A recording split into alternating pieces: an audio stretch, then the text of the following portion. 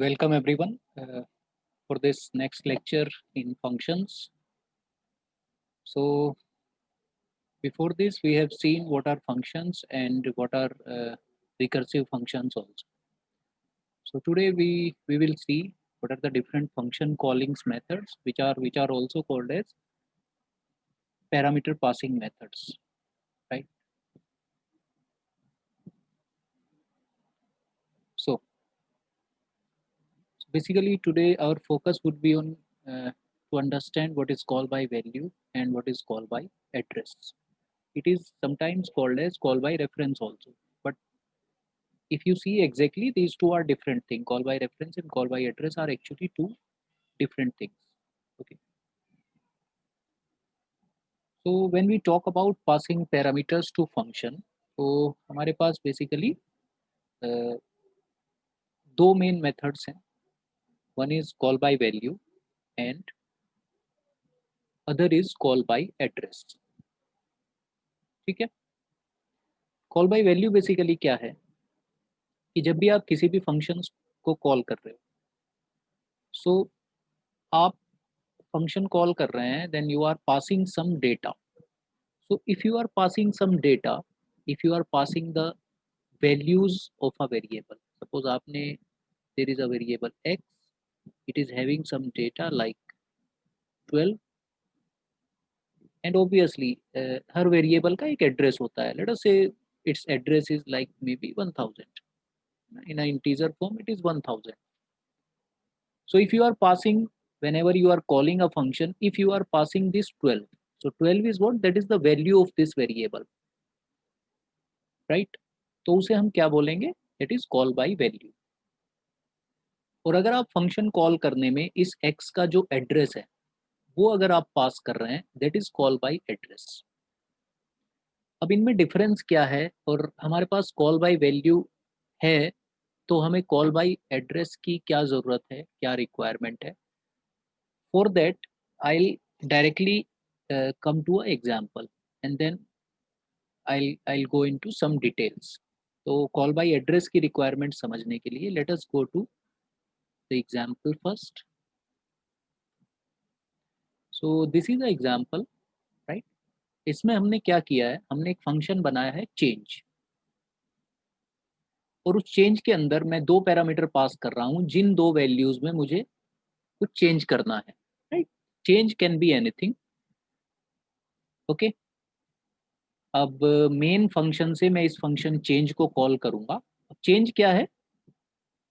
Change में जो भी दो वैल्यूज हैं, जो भी दो पैरामीटर्स हैं, दो आर्ग्यूमेंट्स हैं, उन्हें मैं 10 से मल्टीप्लाई कर रहा हूँ. दैट मीन्स अगर मैं 5 पास करता हूँ एज अ आर्ग्यूमेंट तो वो चेंज होके 50 हो जाए, ये मेरी रिक्वायरमेंट है. ठीक है. अब यहाँ पे हमने दो वेरिएबल लिए हैं, वेरिएबल ए, वेरिएबल बी. ओके. मैंने यहाँ पे वैल्यू इनिशियलाइज कर दी है, आप चाहें तो वैल्यू यूजर से ले सकते हैं, बट अभी हमारा मेन मोटिव क्या है? कॉन्सेप्ट समझना. ठीक है.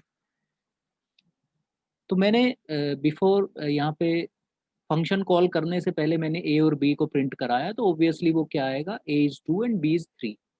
उसके बाद मैंने इस फंक्शन को कॉल किया. अब मैं जब फंक्शन कॉल कर रहा हूँ, चेंज फंक्शन को मैं कॉल किया, तो व्हाट शुड हैपन? आइडियली क्या होना चाहिए कि ए और बी जो है वो दोनों 10 से मल्टीप्लाई हो जाए, यानी ए मेरा 20 हो जाए और बी मेरा 30 हो जाए. That is what I want. तो उसके बाद मैंने यहाँ पे प्रिंट करा के देखा कि क्या ए और बी की वैल्यू है after calling this function. Okay. अब हम इस प्रोग्राम को, ये सिंपल प्रोग्राम है, हम इसे रन करके देखते हैं. सबसे पहले हमने इसे कंपाइल किया. Now this is what? This is call by value. क्योंकि यहाँ पे आपने ए और बी लिखा है, इसका मतलब ए और बी की वैल्यू आप पास कर रहे हो, तो यानी आप 2 और 3 पास करेंगे. ठीक है. तो यहाँ से ए से पास हुआ 2, तो 2 यहाँ पे आ गया, रिसीव हुआ, और 3 आपने पास किया है तो 3 बी में आ गया. तो आइडियली क्या होना चाहिए? चेंज होना चाहिए, right? What I that's what I want. तो मैंने यहाँ पे रन करके देखा, तो यहाँ पे आप आउटपुट में देख सकते हैं कि बिफोर कॉलिंग ए 2 है और बी 3 है, और आफ्टर कॉलिंग भी मेरा ए 2 है और बी 3 है. तो ऐसा क्यों हुआ? क्योंकि ये कॉल बाय वैल्यू था। कॉल बाय वैल्यू में क्या होता है कि जब भी आप किसी भी फंक्शन को कॉल कर रहे हैं तो आप वैल्यू पास करते हो। अब ये जो फंक्शन है change is basically what, that is a called function. So called function क्या करेगा, वो अपने वेरिएबल्स क्रिएट करेगा, है ना। जैसे यहाँ पे डोंट गेट कंफ्यूज, ये जो ए और बी है, basically this A and B, this A and B, and जो आपने मेन के अंदर जो ए और बी लिए हैं वो दोनों डिफरेंट हैं। डिफरेंट क्यों है? क्योंकि इंसिडेंटली उनका नाम सेम है, but these two variables, these two set of variables are different. जो ए और बी अभी हाईलाइटेड है वो मेन फंक्शन के ए और बी है, और यहाँ पे जो मैं ए और बी यूज कर रहा हूँ ये किसके हैं? ये चेंज फंक्शन के ए एंड बी है, right. So this is like कोई दो, जैसे सपोज जो आपका नाम है उसी नाम का कोई लेट्स से आपके पड़ोस में रहता है, but they actually, you two actually are different. तो this is something like this, right. तो यहाँ पे आप चाहें तो if there is some confusion, so you can take it as x and y also, right? It is not a issue. So here you can take x and y. तो a को मैंने x कर दिया, b को मैंने y कर दिया, right? So what happens whenever you use call by value, तो जो called function है वो अपने variables create करेगा और changes करेगा उसमें, है ना, manipulation करेगा, whatever operation you are doing। लेकिन जो changes x और y पे हुए हैं वो चेंजेस ए और बी पे रिफ्लेक्ट नहीं हो रहे, they are not visible on A and B. That is why before calling and after calling A and B are same, right. Now what is the solution of this problem, right? That is a kind of problem, और you can call it a kind of limitation. तो इसका solution क्या है? Call by reference, ठीक है। Now let us will come back to this, okay. So in call by value जो अभी हमने देखा है जिसका example, called function uses a copy of the actual arguments, ठीक है। जो एक्चुअल आर्ग्यूमेंट आप पास कर रहे हो उसकी एक कॉपी क्रिएट करेगा कोई भी टास्क परफॉर्म करने के लिए, ठीक है। और जो भी वो चेंजेस होंगे वो उस कॉपी पे होंगे, ठीक है। एक्चुअल आर्ग्यूमेंट्स पे नहीं होंगे, वो उस कॉपी पे होंगे जिसे हम बोलते हैं formal arguments, right. Changes will be reflected only in the called function, यानी कॉल्ड फंक्शन में चेंजेस रिफ्लेक्ट होंगे लेकिन वो कॉलिंग फंक्शन में रिफ्लेक्ट नहीं होंगे, they would not be visible. Now this is a kind of limitation with the call by value. Now the question is, जैसे आप ये एग्जांपल देखो, यहाँ पे भी हमने क्या किया है basically, what we are doing, num is a variable, उसकी वैल्यू है 2।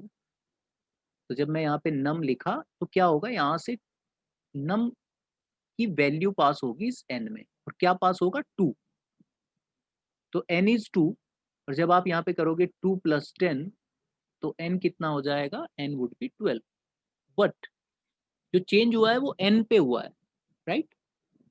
The change that has been made on n, it is not reflected on num. तो नम को जब आप यहाँ पे प्रिंट कराओगे तो वो एज इट रहेगा, यहाँ भी 2 है और यहाँ भी 2 है, right. Now what I want कि if I am doing some changes here, तो वो चेंजेस यहाँ पर रिफ्लेक्ट होने चाहिए इस फंक्शन के अंदर, यानी कॉलिंग फंक्शन के अंदर। Now the question is, okay, यहाँ पे मेरे पास सिंगल आर्ग्यूमेंट है, एक ही आर्ग्यूमेंट है मेरे पास, एक ही पैरामीटर है। So there is a solution of this problem कि मैं क्या कर सकता हूँ, here I can write simply return n, okay. That could be the possible solution if you are having only a single argument, right. But जैसा मैंने अभी example में देखा कि वहां पे मेरे पास 2 आर्ग्यूमेंट थे, तो now there is a limitation of any function, it can return only a single value. तो अगर सिंगल वैल्यू है तो आप रिटर्न कर लेंगे, लेकिन अगर मल्टीपल वैल्यू है then what we are going to do, right. So इस प्रॉब्लम का सॉल्यूशन क्या है? इसका सॉल्यूशन है कॉल बाय रेफरेंस और call by address. Actually it is call by address, not call by reference, okay. So what is call by address? Call by address is basically rather than passing the value of the variable, I will pass the address of the variable, right? So in call by address, we pass the addresses. क्या पास करेंगे, address पास करेंगे instead of values. अब address पास करने का benefit क्या होता है हमें, कि अब जो भी मैं चेंजेस करूंगा कॉल्ड फंक्शन में, वो सारे चेंजेस मेरे रिफ्लेक्ट होंगे कॉलिंग फंक्शन में। Okay, so here you can see what is written, any changes made by the called function to the argument is reflected in calling function also, right? And that was my actual problem. यही तो थी कि वो जो changes थे वो reflect नहीं हो रहे थे, अब रिफ्लेक्ट होंगे जब मैं एड्रेस पास करूंगा, और इस प्रोसेस को क्या बोलूंगा, कॉल बाय एड्रेस। ठीक है, now the same example I have modified for call by address. यहाँ पे मैंने क्या किया, if you see the difference, so in call by value, what I have done, I have passed the what I have passed the value. So if num is there, let us say num का जो value है वो 2 है, right? और उसका address let us assume as 1000, and num is a variable of main function. तो ये किसका किसका variable है, this variable belongs to main function, right? Then there is other function add, और add का variable क्या है, n। ठीक है, so whenever I will call this function, I will pass the address। तो यहाँ से मैं ये वैल्यू ना पास करके अब मैं क्या पास कर रहा हूँ, ये एड्रेस पास कर रहा हूँ। कॉल बाय वैल्यू में मैंने क्या पास किया था, वैल्यू यानी 2, अब मैं क्या पास करूंगा, 1000। ठीक है, in call by reference, so I will pass 1000। Now obviously अगर मैं एड्रेस पास कर रहा हूँ, so this n has to be a pointer, right? Only then it will be able to store this address. तो यहाँ पे store हो गया 1000। Okay, now let us come to this function here. What I have written, this is what, this is a indirection operator. Okay, so we'll see it in detail when we'll discuss pointer. What it does basically, it go to the address contained in this pointer and it will do the changes. Okay, so इसका meaning क्या है, star n, now don't get confused that it is a multiplication operator, no, it is a unary operator, that means indirection. So it means n जहां पे point कर रहा है उसमें 10 add करना है। सो एन कहां पे पॉइंट कर रहा है, n is pointing to, n means n में एड्रेस क्या है, 1000, और 1000 एड्रेस किसका है, नम का। तो बेसिकली एन किस पे पॉइंट कर रहा है, इस नम पे, उसमें क्या ऐड करना है, 10। तो आप बेसिकली एन की हेल्प से कहाँ आ गए, नम पे आ गए। यहाँ पे आप जब 10 ऐड करोगे, so it will become 12, right? And whenever you will print the value of num after this function calling, तो वो क्या प्रिंट होके आएगी, 12। पहले क्या था, जो भी चेंजेस थे, कि पहले जो हमारा n था वो एक सिंपल वेरिएबल था, है ना, it was not a pointer, तो इसीलिए आपने 2 पास किया, और जब 2 पास किया तो चेंजेस यहाँ पे हुए, इस n पे हुए। लेकिन अब क्या हुआ, since it is a pointer, so whatever the changes you are doing through this n pointer, वो चेंजेस एक्चुअली कहाँ पे हो रहे हैं, on the actual arguments, right? So this is how our problem would get solved, right? Now let us implement it. We are already having the example. Okay, okay, let us make it as sorry, pointer. So I'll put star here, and rather than passing the value, I'll pass the address. So for that, I'll put ampersand before the variable name, and let us make these x and y as pointers, right? And just put star before the variable name, so they will become pointers. Okay. Now previously, what I was getting 2 and 3 before calling as well as after calling. But now if I compile it, no issue. If I execute it, so you can see the changes are actually made on the actual arguments, right? तो 2 और 3 जो था वो मेरा क्या हो गया, 20 और 30 हो गया। ठीक है, so my problem got resolved, right? So this was call by value and call by address. Okay, thank you so much.